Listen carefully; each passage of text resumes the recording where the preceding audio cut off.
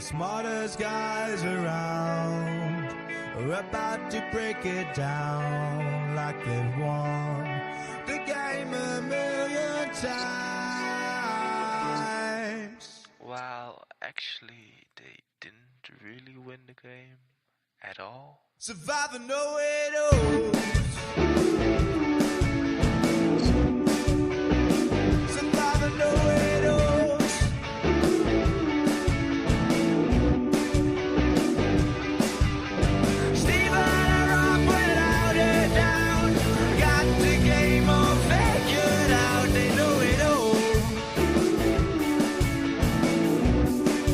Yeah, that's right. The Survivor Know-It-Alls live after the Survivor finale. Stephen Fishbach, how are you? Great, coming to you live from Beach Hotel in South Carolina. Yes, committed to being here live after the finale for the first time in years since we've done this after the finale episode. And when you have a season like a magnificent season, you got to pull out all the stops, and that's what we're here to do. Congratulations to Kyle, winner of Survivor 48. We'll break down everything from a jaunty 3-hour finale of Survivor 48. Turns. Couldn't see what was coming. In Flew by. Okay. Yeah. All right. We'll talk about it all here tonight, and a little bit of a treat for everybody. Okay. So we know we got a hearty live audience ready to go tonight.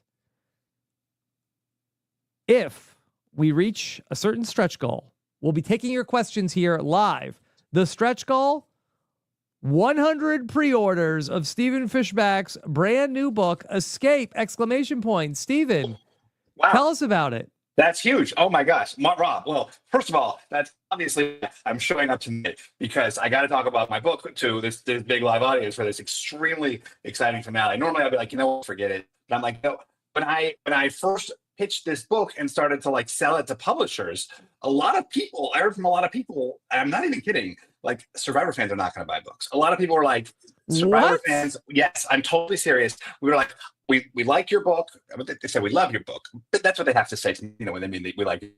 But we don't think Survivor fans are going to buy books. And I said, you don't know the know-it-alls community. That's going to be these. Yeah. I don't know about Survivor fans, but I know that my podcast people are going to be there for me. So I truly if you can go to StephenFishbach.com and pre-order, it would mean the world. I already gotten a big chunk of pre-orders from last week when I talked about this, and I can already feel the vibe changing in house at my publisher. They're like, oh, maybe Survivor fans do buy books. I can feel the excitement around me growing. So truly, if you have the opportunity, right now do it, because a lot of people, oh yeah, we meant to do it, we forgot. I'll wait right now.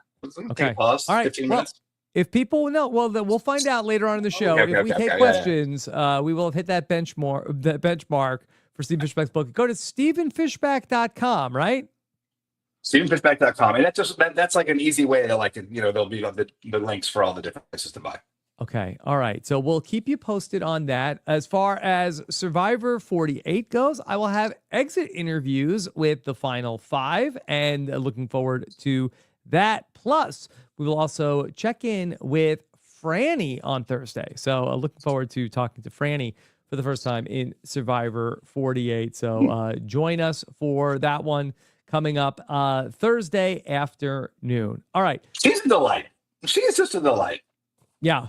And Stephen, one other thing just at the top of the show to announce, we broke the news this week that we are putting together top 25, baby. Top 25 moments in Survivor history is a fan vote. You can go to robswebsite.com/top25. We'll give you more information on that. But voting is open through Tuesday for a big special thing to commemorate the 25th anniversary of Survivor coming up in just a couple of weeks. That's crazy. I remember watching the first episode of Survivor. The silver anniversry of Survivor. Yes. Oh, interesting. What do you get someone for their silver anniversary? I believe silver. I think that's pretty cut and dry on that one. That's pretty good. Okay, Stephen. So let's talk about it.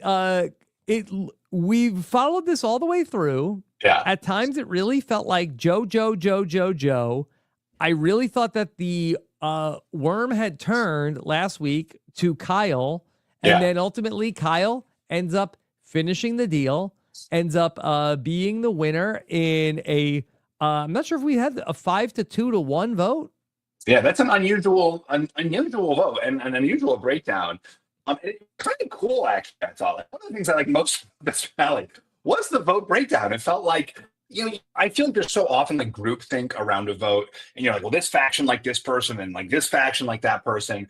But like, Star was like, yeah, you killed it in the firemaking, and Mary thought you're so smart and you were yourself. And Cedric was like, do it for dads. Like everybody kind of had their own little like reason that they see. Obviously, Kyle like resonated with a bigger block of people. I do think about that. I'm like, interesting about it. Most of Joe's alliance did vote for Kyle. Interesting to talk about. But yeah, 5-2-1. Not a lot of Joe in this finale. Like the big character of the season. Not like really a character, it felt like in the film. I do wonder if like part of that was just like part of that may have been like to protect this audience who like loves Joe so much. Yeah. I'd love to talk a little bit about that because I feel like that Joe looked like the person who was the hero of the season, and something that I thought was going to be some cognitive dissonance was that how are we going to make the jury be bitter if a Kyle win happened? Was it going to be because of a bitter jury towards Kyle? And how do we explain that when he's been such a beloved figure all season long? But instead, we just kind of didn't get to see. I wonder, is it possible that what we didn't see of Joe talking about was potentially any bitterness coming from the jury towards Joe? Is that possible? I've been seeing, a lot of people are complaining about the audio. Is there anything I can do to fix the audio? Because I think I've got a crappy hotel connection. Yeah, suffice it to say, I think that maybe the one thing we could try to do is if you turn your camera off. Yeah. And okay. Yeah, that's all right. All right. Yeah. Okay. And this is what the fans have been asking. Now we're in the hands of the fans. Yeah. We're in the hands of the fans. And let's see if that ends up doing it.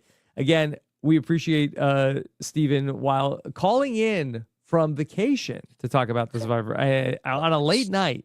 So let's see if this is any less choppy. But I wonder if we maybe didn't end up seeing any sort of like, hey, Joe, I'm mad at you questions from the jury, because we didn't get that at all. Yeah, I really expected more of that. I wanted that, honestly. I thought there was going to be that from David. I thought even Shaheen could be that.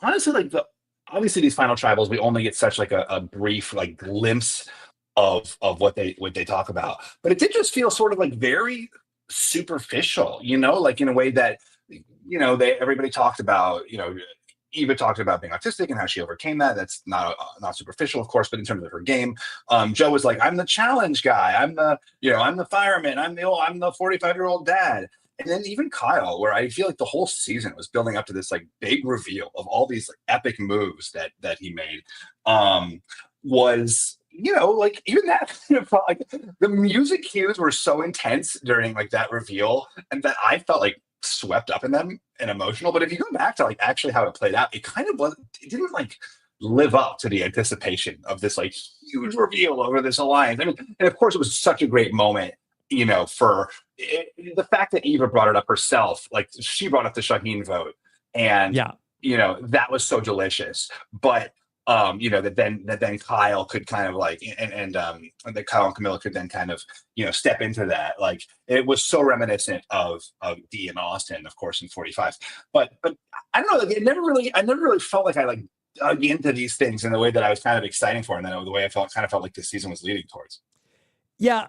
It felt like that we were leading up to a tribal council where, okay, Kyle was going to make his case against a jury that was potentially going to be bitter towards Joe. And really, it ended up kind of Joe just like petering out. And it ended up being sort of like an Eva versus Kyle battle at the final tribal council, where Eva, who none of us really expected to be a real contender for the title if she got to the final three, was the person that was being like built up to potentially steal the votes from Kyle. And I got to be honest, after the second Eva vote came in, I was thinking a little bit about like, is she going to do it?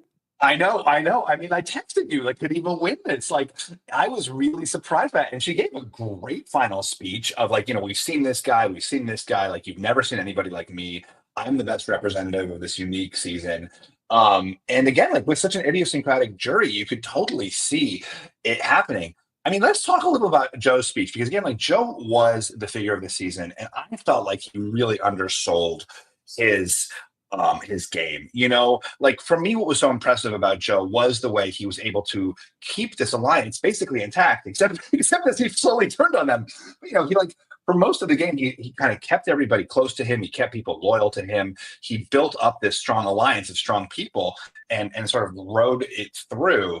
And then when he gets to the end and he's saying, I want a bunch of challenges, I'm a dad. Do you feel like he undersold his game, Rob? And do you think a different final tribal council performance could have led to a different result for Joe? I just don't think that's who Joe is. I think that Joe is kind of the strong, silent type. And I think that in some ways, I think that David bringing the honor and integrity part of it, I think that like Joe just kind of like co-opted that because that's what he's about. But I think that David really created sort of like the marketing for the Strong Five and the branding of that's who we're about. And I think that Joe kind of went with that. But I just don't think that Joe is the type of guy who is going to be able to give that final tribal council speech. I think that people gravitate him because of his stillness, because of his strength. But I just don't know if he was ever going to be able to articulate the type of game that he played. And I wonder maybe if what he did ended up not being great, and that's why we didn't see it. Yeah, I mean that's a really good point. Like I love your point about like the word stillness. I think you're exactly right. And so I think it's a great point too, that he's not the guy who's going to come in like with a philosophy. He's not going to be like, this is the way I want to play the game. He's just going to like try to be true to himself. I mean, he definitely was, I felt a little stunned. And I mean, obviously, like Mike Turner comes to mind here, where Mike Turner showed up at that final tribal council thinking, I just need to get there and I've got this. Yeah. And I wonder if Joe felt that a little bit, where like he didn't sell his game hard enough because he didn't think he had to sell it. Yeah. Did the David vote not come up at all at the final tribal council? I mean, I know that David was doing this bit, and maybe for the sake of the bit where David was acting like he was super mad and not talking. And then he asked a question about like, what did winning challenges do for your game? But I can't believe that whole thing did not come up at all. Yeah. Voting out David? I mean, or voting out Shaheen, again, like the honor and integrity guy who then voted out like his closest allies. It's weird. And like, I don't know, like maybe Joe's on 50 and they didn't want to like tear down their hero. Like seriously, like that's a possibility. Like maybe he got roasted at tribal. Okay. Let's talk about that when we hear about the cast reveal. Like, yeah. Stephen, I do want to talk about Kyle because I think that we have done a bad job of not discussing what the winner of the season ended up doing so well. And Kyle really did do a good job. The Kyle and Camilla thing is a beautiful Survivor story and how they were able to have this alliance and keep it a secret. I don't really understand how, where even at the final four, it seems like nobody knows we're together. It's like Joe and Eva are here with two other people. It's like, hey, Eva, isn't it cool that these other two people that are with aren't even friends? And we brought them here to the end. I still don't get it, but apparently they must have done a very good job. It was amazing how they did it. And Kyle does like this really great job of being a part of the strong 4 or 5 or 6 sometimes alliance, and then also secretly working with Camilla the whole time and not ever letting Camilla feel enough like, I don't know if Kyle's really with me. I'm going to go do my own thing. Yeah, I mean, I thought Kyle's game was great. I'm really excited to talk about it because I feel like people are so down on the season that there's this narrative of like everyone's kind of not playing that well. But I think Kyle did a really good job. And I do think it's like worth reassessing. The story that people were saying was like, oh my gosh, they're not making the move.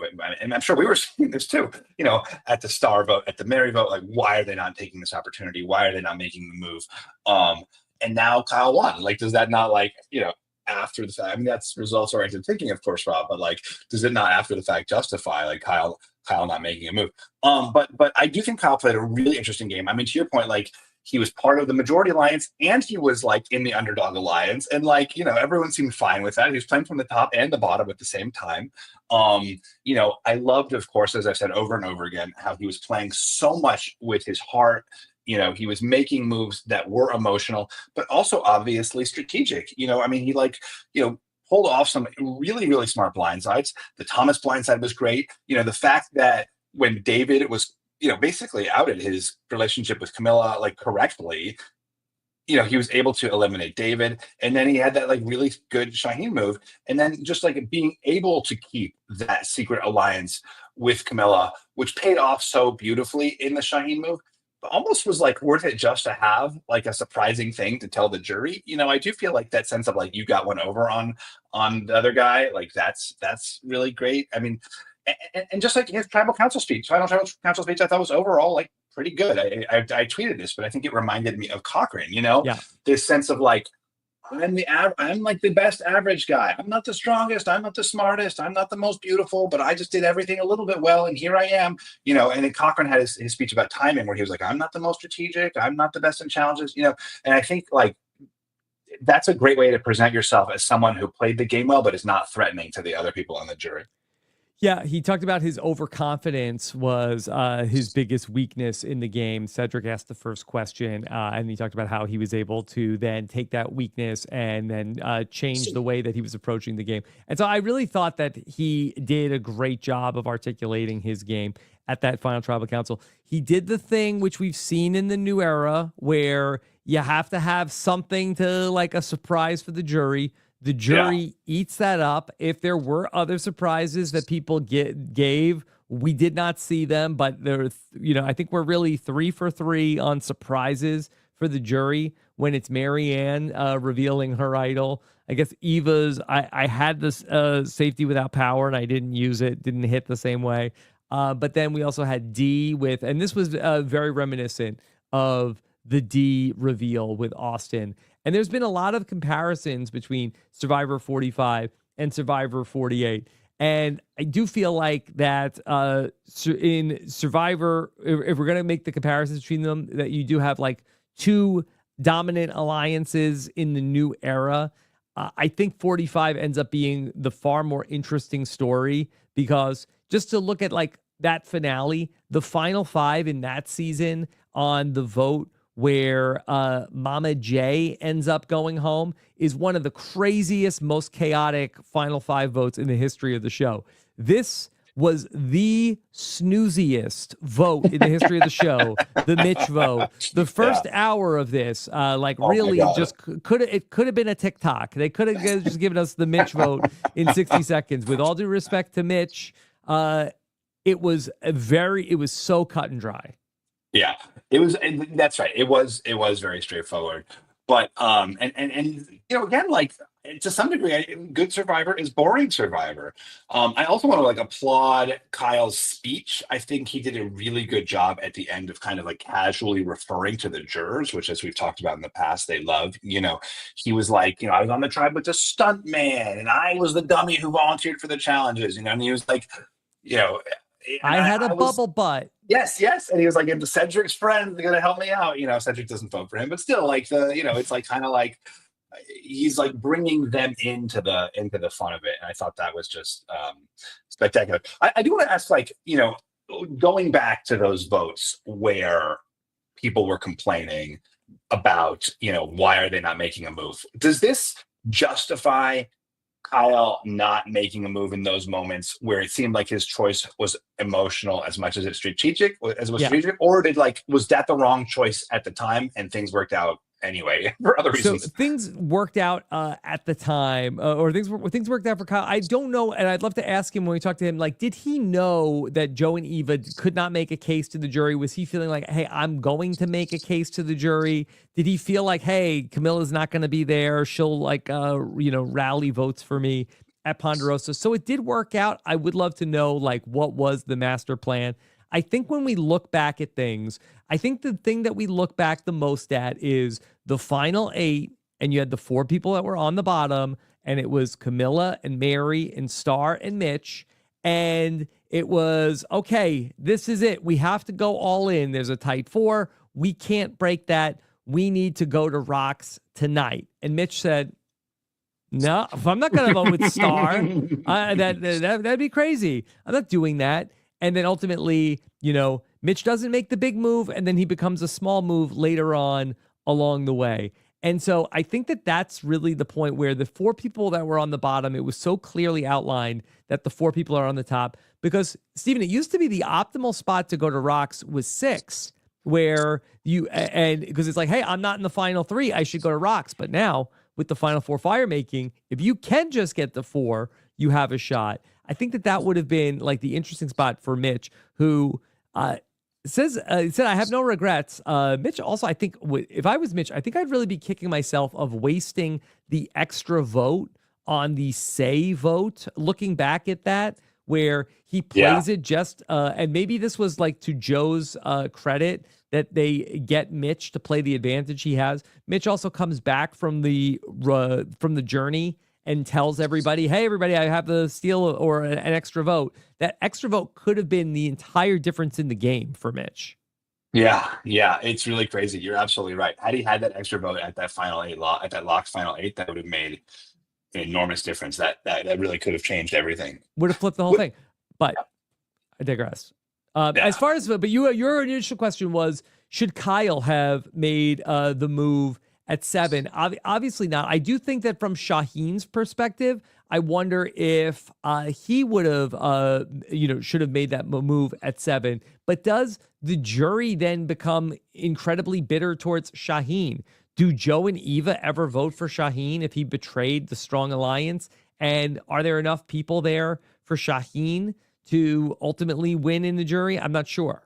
Yeah, I mean, look, Joe and Eva didn't win, right? And they're the ones who betrayed the strong alliance. So in a way, Kyle was best served by not being in that position of, of sort of being in this sort of like middle position, which is rare. So sometimes the person who plays both sides gets in trouble from both sides. But in this case, like, I do think that sort of like honor and integrity thing really came back to, I mean, it had to have come up. It's too bad. There was so much about it. The whole season was about this. And the fact that it didn't come up in tribal council, it's tricky. So it's, you got to assume that there was at least a little bit of discussion about it, or you hope, but again, like, maybe not. The things that like resonate for us and like, resonate in the edit, like, they don't know. They're not like, they don't know when they're there, like what's in the edit. Yeah.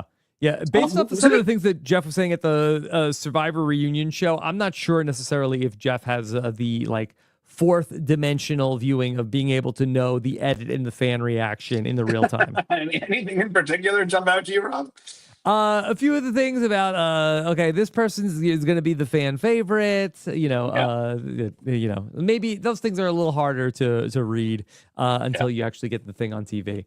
Steven, I'm getting I'm getting word. Okay, we are closing in on the goal. Oh, that's exciting. To sell 100 pre-orders of Stephen Fishbach's novel, and then that's going to unlock.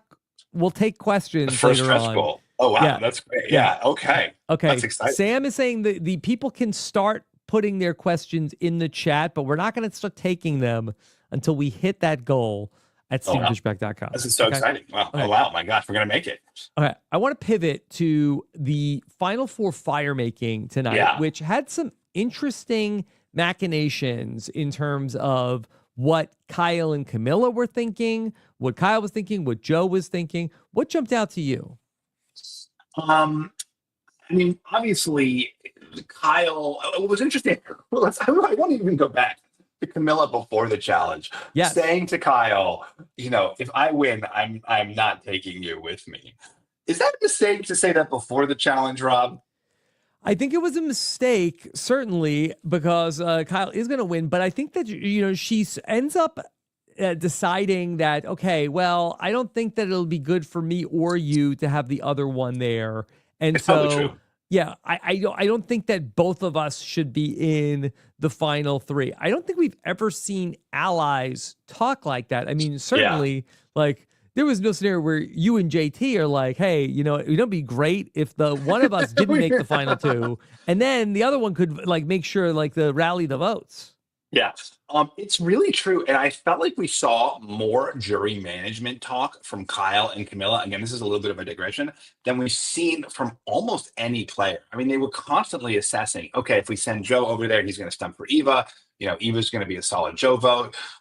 You know, and I think that their decisions were so strategic about how to build a favorable jury in the way that Joe and Eva were clearly not thinking about that, right? They're thinking, how do we, you know, get to the end? How do we eliminate the threats? Someone's plotting against me. I got to take them out. You know, Kyle and Camilla were so focused on like that very on how to win in a way that like we rarely see from players. I mean, it's very hard, right, on Survivor to like have that level of control where you can kind of like build the jury of your dreams. But they did it as well as anybody really has. To the point what you're saying, like it's actually better for us if one of us is not there. And I think that's totally true. I think they probably would have you know, cannibalized each other's votes.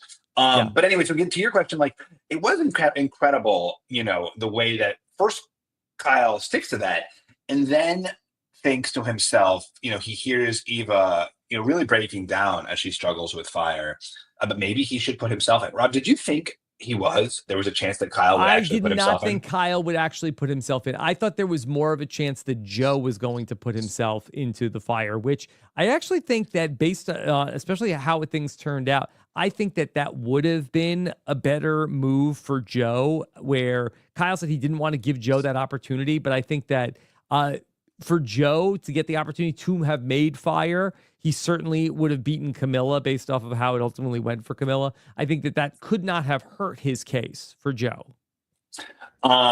Yes, exactly. And I think that, you know, to your point, yeah, I mean, it's the best. Kyle was very smart to take Joe. I mean, it seemed like Kyle knew he could beat Joe, you know, like I saw a lot of people commenting at the final five, you know, the fact that they are voting out Mitch here means they're not worried about Joe sweeping. No, certainly not. And it's just like, I would love to have gotten that from, you know, the show a little bit of that. The show just presented Joe as like kind of infallible, where people were going to adore him. And that certainly was the reaction. And we're recording this right after the episode aired, so I don't have a great sense of what the more casual fan reaction has been. I haven't talked to my mom yet about you know, how she's feeling about all this, so I just don't know. I don't know if people are going to be upset at all about Joe not winning. I just don't know. Did Kyle know? Did Shaheen know? Did they have conversations like, listen, Joe is going to bomb at the final tribal council. Like, it would be a dream to go to the final tribal council with Joe. Yeah, I mean, Shaheen obviously believed that was his strategy. You know, it seemed like the show knew, right? Because they were asking the questions in confessional. Why are you not voting out Joe? David was falling over himself. I want to go to the final tribal council with Joe and Eva. And we were all like, why? Yeah, why would you do that? Yeah, it is really interesting. Like, you know, sometimes it's like you get these players, it's like, you know, it's like a reverse Brandon Hantz. Like watching the show, you're like, Brandon Hantz was such a mess. And then you hear these, like, you talk to the players afterwards, like, oh yeah, Brandon Hantz would have swept, you know, South Pacific. And Brandon Hantz in the finale, forget it. Like we were all toast. And so like, you know, sometimes you just can't really tell what the actual, you know, the actual temperature is around a contestant. Yeah. Now, as far as Kyle and Camilla go, I mean, I think that it was such a great story. I really did feel, though, that Camilla was for Kyle in a way that Kyle wasn't necessarily always for Camilla. Like, I felt like that she was like a little bit more invested in this alliance. And I kind of feel like that for her, the Kyle win, I think, was also like her win. But I don't know if it necessarily 100% saw it that a Camilla win was a Kyle win. Well, but also Camilla had, you know, I mean, Kyle was in a much greater position of power. Yes. So like Camilla's access to power was mostly through Kyle. And Kyle had a lot more options than Camilla did. So like Kyle could have said, forget it, Camilla, right? Like at a number of times, like certainly like when David wanted to vote her out, it would have been very easy for Kyle to be like, okay, like, let's cut that part, that relationship off.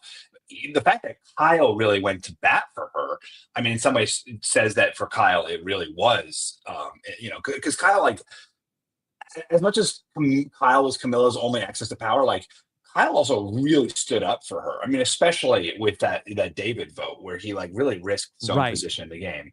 But I do think you're right that overall, like Kyle had more options and was like more torn about the direction of his game, and he felt that deep personal loyalty to Joe, right? In a way that he said went beyond the game.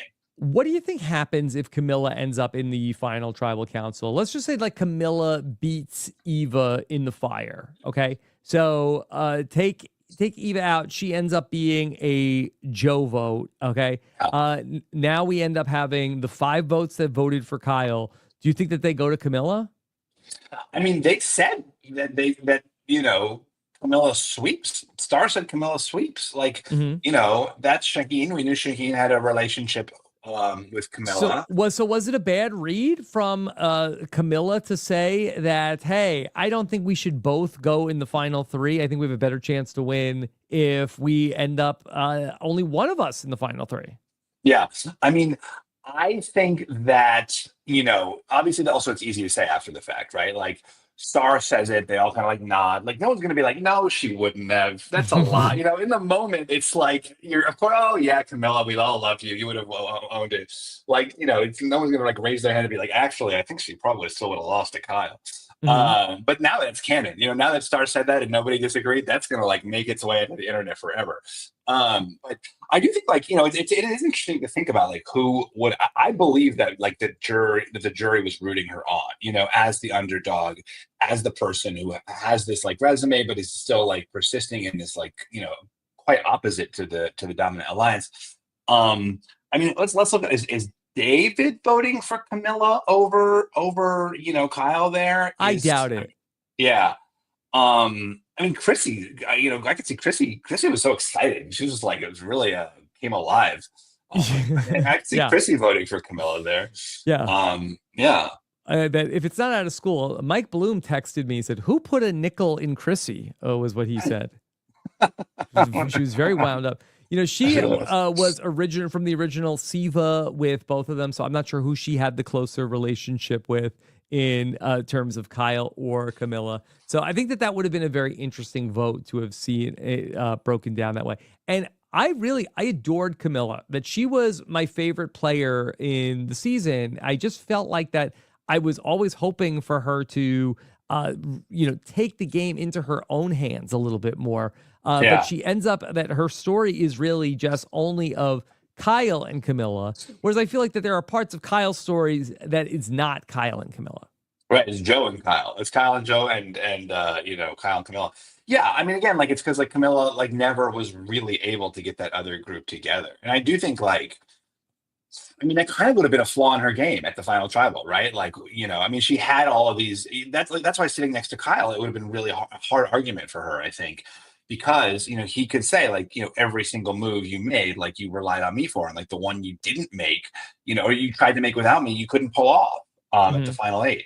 And so like, I believe that the jury was rooting for her, but I also think that would have been a very like tough argument and it would be an interesting argument, like, too. Yeah. Okay.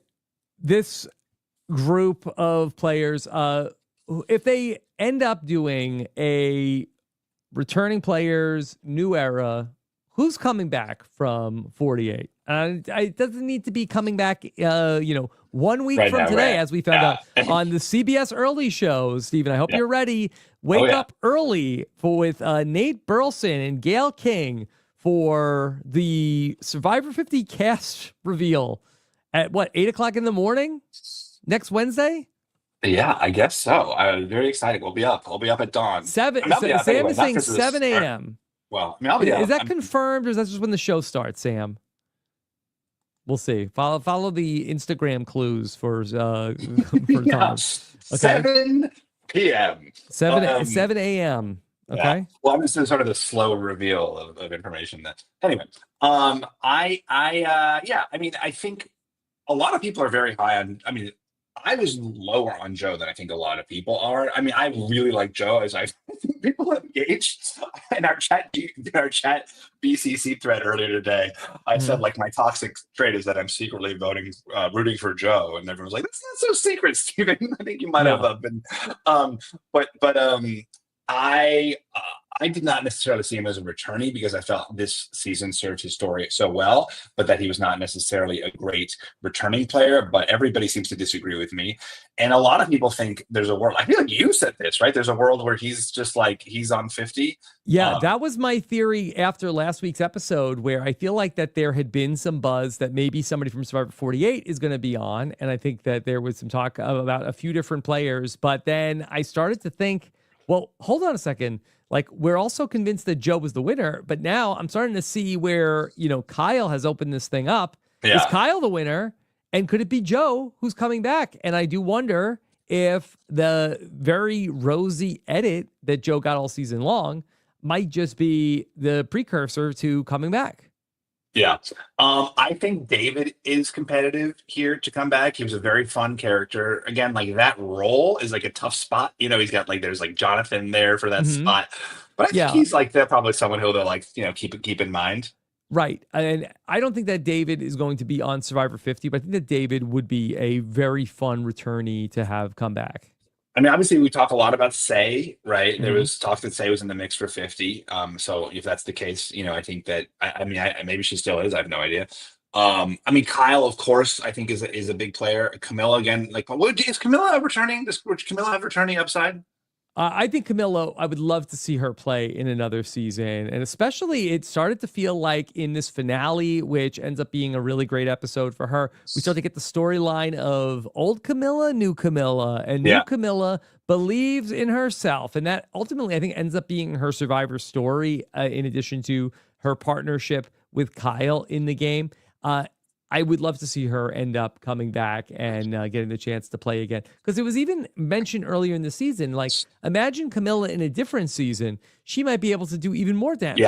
Yeah, I think actually Camilla was extremely ill-served by this season. I agree. I would have loved to have seen Camilla in a different season. I had that growth arc on my first season of Survivor of like, I don't believe in myself. And by the end, I believed in myself. And I had the reverse arc on my second season of Survivor. I went in believing myself and I left not believing in myself. You went full circle. Yeah. Cochran at the time tweeted something like, "It was so beautiful to see you go from like a beautiful butterfly to like a withering caterpillar or something." Reverse metamorphosis. Yeah. But Steven, unfortunately for you, you played in the old era where your growth arc was not celebrated in the way that the growth arc is celebrated in the new era. Yeah, that was a real game changer for growth arcs. The other person who I think I would really like to see again, and obviously it's a long shot and you'll maybe like a second chance season, is Thomas. Like, I just loved Thomas. I would love to see Thomas come back, but it's such a long shot.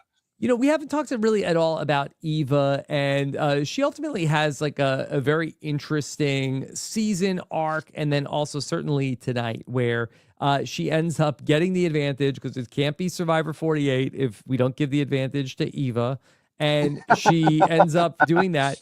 She ends up going into the final four firemaking. We see the struggle that she ultimately ends up having, where Joe is able to coach her through it. We see her ultimately prevail in the final four firemaking, but not without a moment where she had a bit of panic that she ends up overcoming and getting coached through, and then gives a really strong final tribal council appearance. So I definitely think that Eva would be on the table to return to Survivor. I don't know if Eva wants to return to Survivor for another go round, but I definitely think the show would love to have her back. Yeah, that's an interesting idea. That's a really good point. Like, she would be a really fun player to bring back for another season. Yeah. What about a lot of people are asking in the chat, like Shaheen, like I really enjoyed Shaheen. I feel like that spot is too. I don't think he was he made big enough moves to get that spot. Well, I thought it was interesting the way that Jeff described him at Final Tribal Council. Of that, Jeff said to, Shaheen, you are very much a player who knows that you have to I forget exactly what he said. I didn't write it down, but you know that you need to take risks in order to get to the end and win. But I feel like that was not necessarily the story that we had of that. Shaheen felt like that he could have been the Kyle. He could have gone to the end and beat Joe. Yeah, I mean, it seems like that was his game plan, and honestly, it looks like it could have worked, right? I think it I could mean, have worked, certainly. well, I mean, I think Kyle said, right, like, someone said, like, the story was like Joe's the muscle, Eva was the heart, and Shaheen was the brains, you know? And if that was the case, like, I think the brains wins that, if that was really what they each were sort of known as in that group. Yeah, I feel like that there's like an alternate view of this season where it's like, okay, well, what if instead of being the presumptive winners, what if people looked at Joe and Eva as a double pair of goats, and all these other players, all the other power players in the game are all fighting with each other over who gets to sit with them at the end, as they both talk about like their honor and loyal and integrity. And then as they actually like aren't able to like articulate their strategic moves in the game, that there was like this arms race to who can actually get to the end with them. I think that that's probably the best explanation of what this season was. Yeah. I think you're absolutely right. Like, I mean, well, no, I don't. No, I take that back. I was agreeing with you, but I don't actually think you're absolutely right. It's late. It's late. If it was earlier, I would disagree. I mean, look, we got a lot of confessionals from a lot of people saying like, "Oh my gosh, like Joe's amazing. Like no one's going to vote. You know, he's going to get all the votes. We have to vote him out." Like that. That seemed to be so much the overall consensus. I'm sure that at a certain point, and maybe it was around the final six, like that kind of changed for people. Like, oh, like I don't really need to get him out, but I think it's so hard to know what the jury thinks. Respectfully, if I may push back on that, every single player tells us in confessionals, and every single player in confessional talks about the other players. Oh my God, Mitch can't sit next to Mitch at the end. Oh my God, Mary. Oh my God, you can't sit next to Mary. Camilla. Oh, she's gonna win if she gets in there. She'll get all the votes. And you got Star. Oh, Star with that personality, forget it. You can't sit next to her. So every single person is, in other people's confessionals and in their own is like, I would have won if I would have got there. Yeah. I was a threat. They had to take me out. That's why they had to eliminate me there. Got to get rid of the threats. But like, I mean, do you believe that Mitch would have gotten racked up votes at the final tribal council tonight?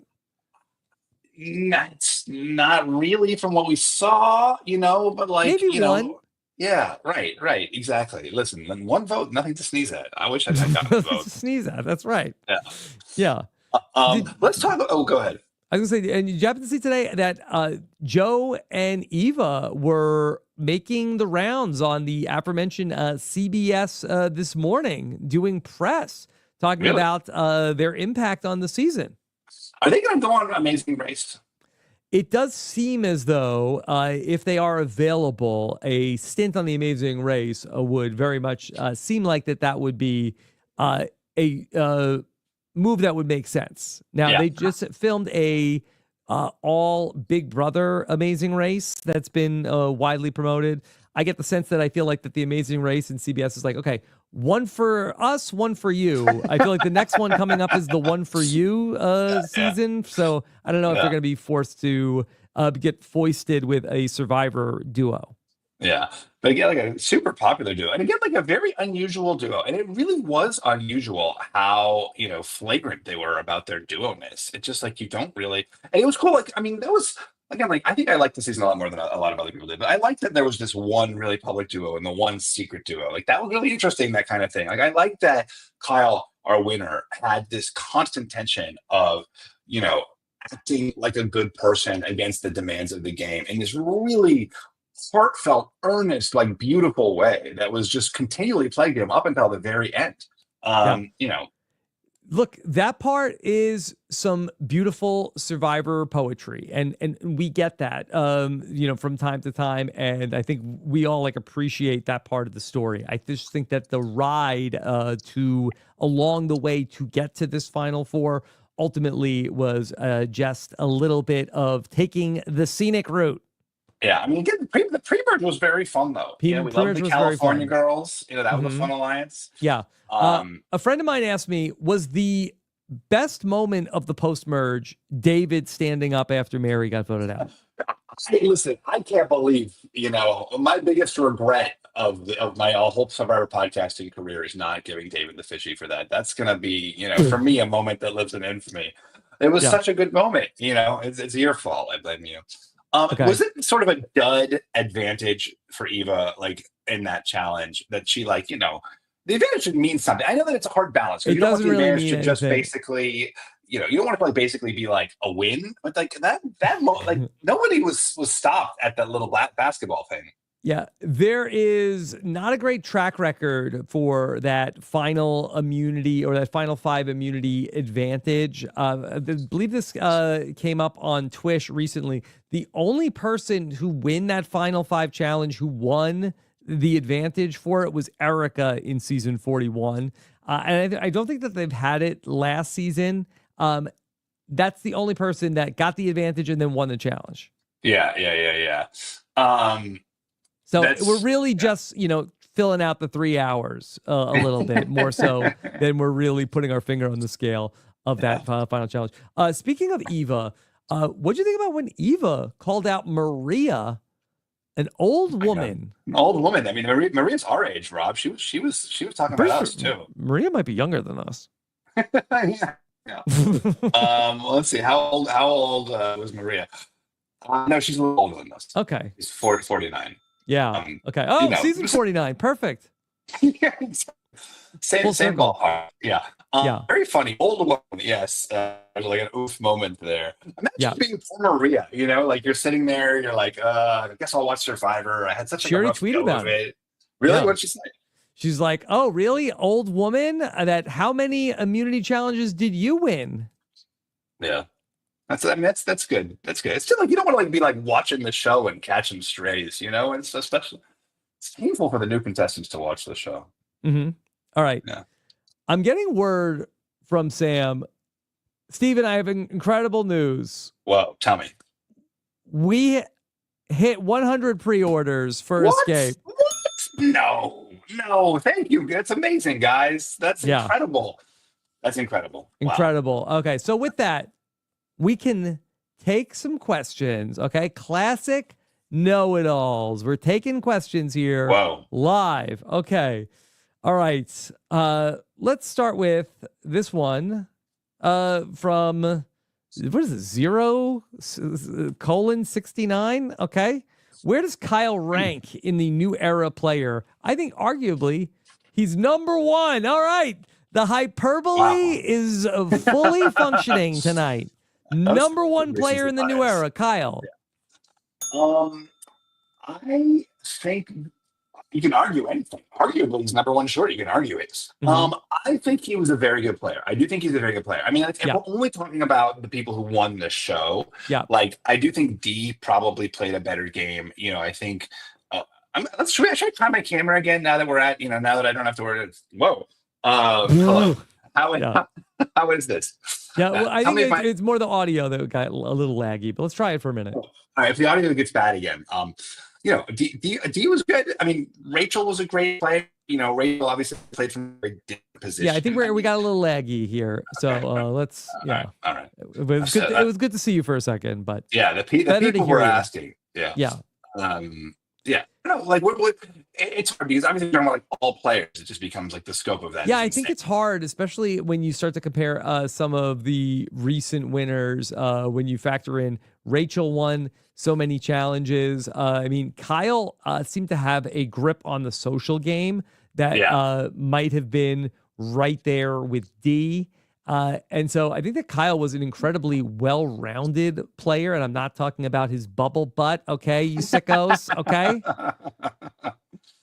But he did a really great job. So, yeah, I don't think it would be crazy if you said that you think Kyle is number 1 in the new era. Yeah, I mean, I think Kyle, you'd have to Kyle and D were probably. I mean, I think again, I feel like Jam Jam's reputation has soured, but I thought Jam Jam played a fantastic game. Yeah, I feel I don't see it. Yeah. And honestly, I think that D was part of a team and a group that Right. that really did well. Whereas, like, I mean, Kyle had his back against the wall in certain spots. I mean, Kyle had he not, him and Camilla not pulled off the idol move, that he could have gone home at the Thomas vote. Certainly, like, put his game on the line for Camilla at the David vote. So, I mean, Kyle did do some things along the way. Yeah, and this is why I always say, Rob, that ranking is arbitrary and reductive. Yes. Okay. All right. Lexa wants to know, did Camilla lose the game when she told Kyle about sending him to fire? If she didn't say that, would Kyle have done something different? I think there's a world where Kyle might have taken her. Like, once she said it, like, I mean, so much of Kyle's like moral compass in the game is about having permission to do the things he feels like he should do. I believe that, like, I believe there's another path that Camilla could have taken where she could have said the opposite, and then, we're kind gonna of take each other, right? Yeah, committed him to that, and then kind of after she won the challenge, she could be like, actually, I don't think that's the case. I think that maybe the right move for me is X, and I think, like, I believe that she could have gotten him to take her. I don't know. What do you think? I think that if she said, "Hey, we're taking each other to the end," right? I think it's a little bit of a different story. I don't know if it's a foregone conclusion. I just feel like that she gave him in a lot of ways just like the off ramp that he needed, where he did not ever have to betray Joe. Camilla never put him into a position where Kyle had to pick between Joe and Camilla. He did certain things to put himself in better positions, like the Shaheen vote, but he never made Joe feel like he never crossed Joe in Joe's eyes. Yeah, exactly. That's exactly right. And that would have been, well, then whatever. Like, if Joe's sitting next to him, it wouldn't really matter. If the final three was like Joe, but I do think that there's a world where, like, it really blows up for him if, like, they send Joe to the jury. And then you've got, like, Joe, like, furious at Kyle, coming in hot there, and then nobody's mad at Joe anymore, right? Because Joe's on the jury now, right? That anger goes or dissipates as soon as Joe's there too. And yeah, so there's a world where that works out quite badly for Kyle. Okay, all right. I know you love ranking questions. The Life Well Lived said, where do Kyle and Camilla and Joe and Eva rank in terms of all-time Survivor duos? And I think they're interesting because I think they're different types of duos. I think that Joe and Eva are a little bit more of the classic throwback Survivor duo of the Pascal and Nalia and Roger and Elizabeth Filarski. Okay? Remember them? Yeah. No. Do you remember them? Yes, of course. Yes, Okay. yes. Yeah. Yeah, like the old school, like, this is our, like, deep personal bond connection. Yeah. I mean, especially when it's a older guy, I'm not gonna say an old man, and especially because Joe's younger than me, and also a young woman. This, especially for whatever reason, really has a place in the hearts of Survivor fans. That's interesting. That's a very good point. That's like, that's sort of like an avuncular Bob and relationship. Sugar, like, I feel like that there's something there. There is something there, yeah. Now, Kyle and Camilla, though, I think that's where we start to have a little bit more fun here, because Also, I think an older guy and a younger woman, right? Kyle and Camilla, I don't know their exact age. How old is Camilla? Yeah, I don't know. They're pretty close in age. I think probably maybe like 6-7 years max is. Looks like Camilla's 31 and Kyle's age. Also, so no. Okay, yeah, so the same age, man and woman. But I do feel like that this is a little bit more of the thing that is very interesting to the Survivor fans. The classic Steven and JT, the Malcolm and Denise. But I think that this is where, like, 1 + 1 = 3, where we have the alliance where the combined strengths of the two creates more than the sum of the parts. And I think that's what Kyle and Camilla were. Yeah, and I think, like, having that ability to quickly bounce ideas off of each other, and, like, That's really special, where you're just like instantly like you're in the game together, your brains are working like really quickly together. You can kind of like, you know, quickly like see ideas, and then like truly being able to sort of fact check each other to like both disseminate things at the same time and then come back and kind of, you know, it really, and so much of it is kind of like a choice, you know. It's like you're sort of like talking up you become that duo, right? Like you're saying I'm going to be part of this duo, and like that like gets you to three, you know. You sort of like have to make that choice and be like it's like marriage, you know. You like by like saying like I choose you, like suddenly you do create this bond that's like bigger than just like two people, you know, in a random relationship. Beautiful. Yeah, thank you. Yeah. All right. This is from Jake. If Eva had voted off Kyle at 5, could she have won? Let's talk about that. So this is, I guess, in this scenario, then Mitch goes with Joe and Eva. And we don't even know if we saw Mitch like try to pitch to Joe and Eva. I think we saw Mitch say like, great, we have the numbers, Kyle and Camilla, let's do this. And you're like, Mitch, my guy. Sit down, Mitch. So, all right. So Eva and Joe here vote off Kyle, and then they go to the final 4 with Camilla, Mitch, Joe, and Eva. Now Kyle doesn't win. So I guess, well, let's say, do you want to say that Joe wins some motion, or do you think Mitch would win? I mean, Mitch has been very good with the ball challenges. Yeah, he was really good with the balls. Honestly, I could see either of them winning. Yeah. I still think actually Joe would probably win that one, but you know, Mitch was very good. Yeah. Let's say Mitch. Let's say Mitch just for fun. All right, let's say Mitch wins, takes Camilla. Joe and Eva now are making fire. Probably Joe wins. Okay, Joe, Mitch, Camilla, final 3. I think Camilla wins. Yeah, I mean, it sounds like the jury was really rooting for her.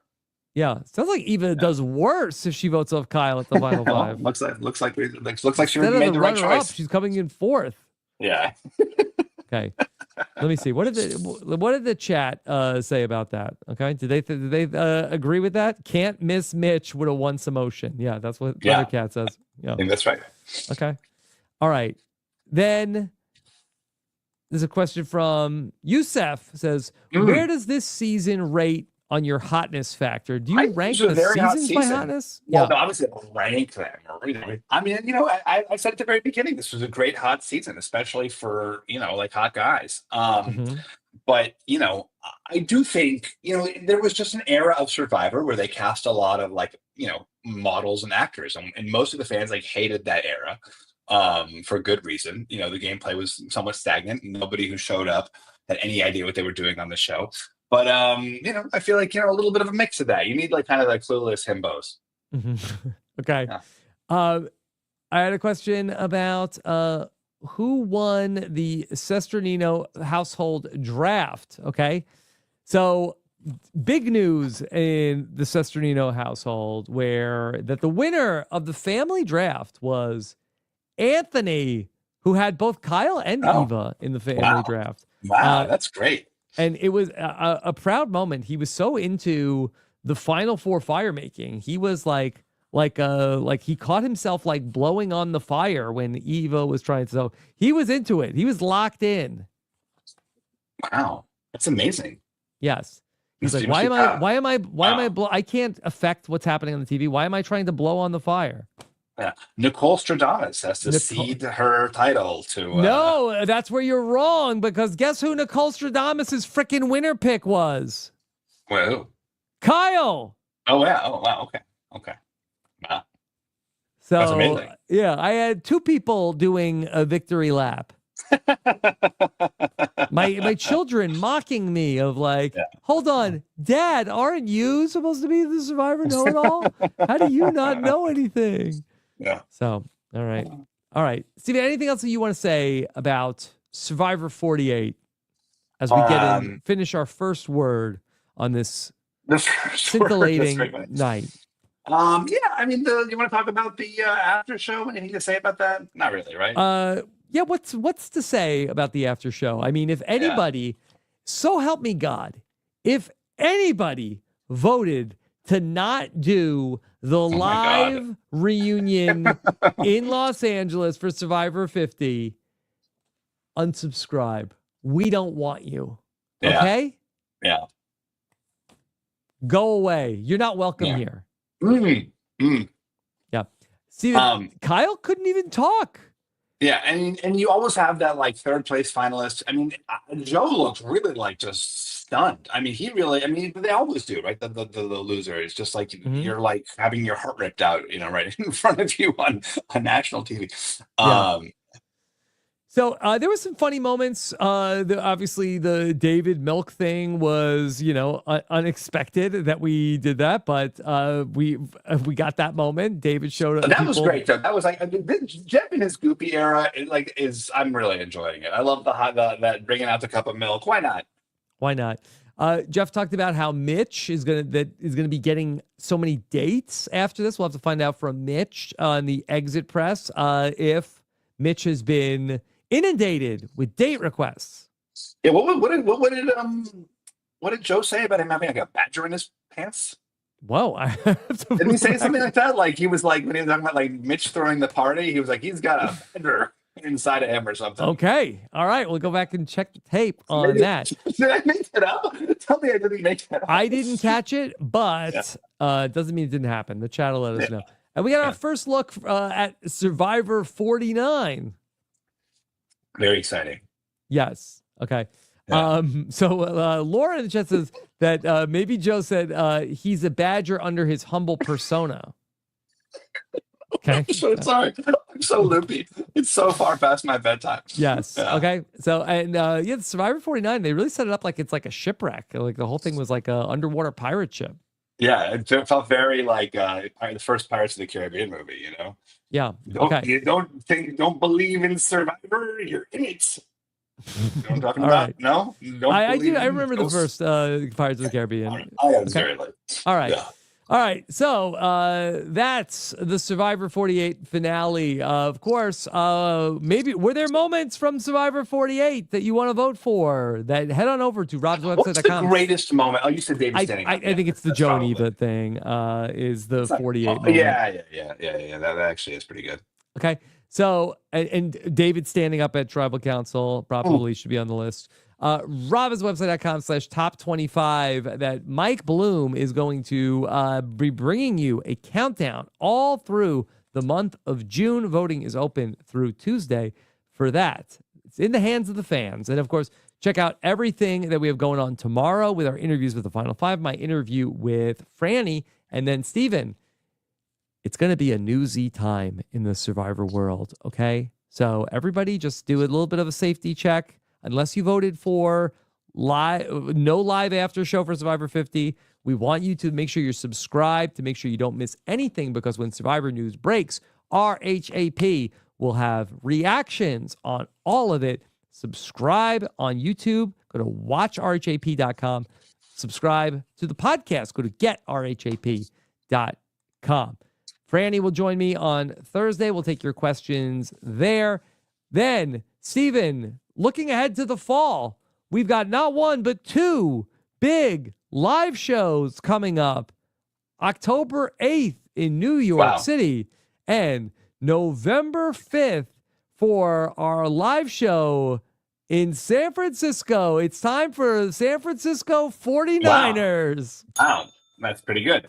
Yep. And of course, the first access to tickets will be for the patrons of Rob Has a Podcast. Head on over to robhasawebsite.com/patron if you want to get first access to the tickets. And as many of the listeners know, the tickets go fast.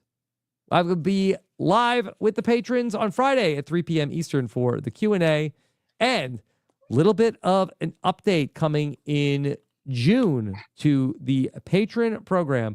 We are retiring the $5 level of Patreon for new patrons. Current patrons, you're locked in forever. But in June, we are starting a new era of the Rob Has a Podcast Patreon, and there will be no more $5 tier. That being said, you can lock in the $5 tier between now and June 1st.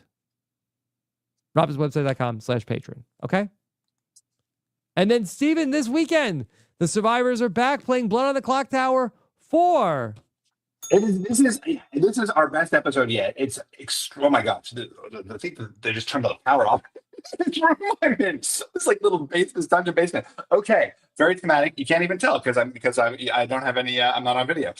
Yes, survivors played Blood on the Clock Tower 4. It's our best episode yet. Very, very, very, very fun, chaotic episode. Highly recommend. It is going to be premiering this Saturday, I believe, at 1 p.m. Eastern. Okay, check that out on the RHAP YouTube channel. Okay. Yeah, and then also, again, like, please go to stephenfishbach.com to pre-order my book. As I said, it makes a huge difference. And, like, I truly believe that know-it-all listeners will really, really, oh, wow, look at that, enjoy this. Like, it's got, if you're looking for a story about, a reality show and a nerdy guy or a nerdy character, I should say. It's got a nerdy character with glasses who's looking for growth as she experiences this reality show. Like, it's got it. It's got a character with a giant beard who roars a lot. I feel like that, some people may be familiar with such a character. Yeah, we like that aesthetic. Yeah, and there's a doctor character who may or may not actually be a doctor. So I tried to, like, take all of the things that I've, like, thought and experienced and, considered, about reality TV and kind of, like, channel them all into this book. And so if you enjoyed me talking about Survivor and reality television generally, I believe you will love this book. And, like, truly, like, if you could pre-order it at stephenfishbach.com, it would make a big difference. Okay. All right. And then Stephen Fishbach joined the Werdenberger Bros to talk about the Genius Game. Yes, that was a very fun podcast, episode 5. Not such a fan of the Genius itself. I love Korean Genius, but South Korean Genius. But this UK Genius, I think it's a very fun podcast. Yeah. Okay, check that out. Podcast is better than the show. I feel confident saying that. And then we have been chatting all season long over on Chat BCC, robswebsite.com/VIP chat. I'm sure we will be chatting along with the other survivors in the group chat as we get some Survivor 50 news in just 1 week. And the word on the street, there's also a RHAP Podcasters Chat BCC channel about to open up. So check that out to see what the podcasters are talking about in the group chat at robswebsite.com/VIP chat. Stephen, appreciate you staying up late, fighting through the technical difficulties in the hotel Wi-Fi and in the dark. Yeah, well, I appreciate you tolerating it. I mean, this is such a beautifully run operation. I feel like I'm such a something. Something bad. Some bad part of it. Look, some amazing part of it. Thank you, Stephen, for another season of the Know-It-Alls. Like can I announce this also that usually we say, okay, Stephen, we'll see you in the fall, but if we get some Survivor 50 news, you'll be hearing from Stephen Fishbach again. Oh yeah. Sometime next week. Yeah, let's talk about it. I'm very excited to break that down. Okay. And Fishy for Kyle, in case it wasn't obvious. Fishy for Kyle. A lot of people are saying Fishy, obviously Fishy for Kyle. He won Survivor. That's so fucking cool. That's so freaking cool. And he did a great job. He played a really spectacular game. All right, Steve, enjoy the rest of your trip, everybody. Thank you so much for joining us here tonight, and I will be back on a busy Thursday here on RHAP. Take care, have a good one. Bye. Bye-bye. This is RHAP. We know reality TV.